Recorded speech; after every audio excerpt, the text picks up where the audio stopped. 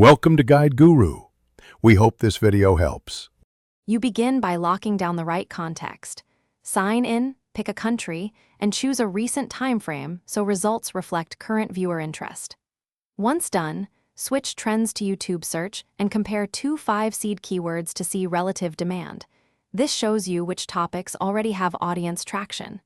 Make sure to set a category if your niche is specific, because that reduces noise and surfaces relevant spikes. You're establishing the foundation for targeted topic selection. Now dig into the middle work. Look at rising queries and breakout terms to find emergent video ideas that have momentum. At the same time, study seasonality and interest over time.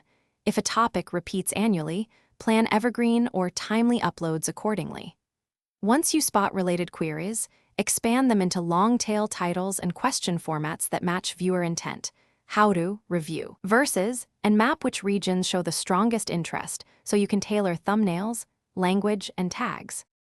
Finish by turning trends insights into an actionable launch.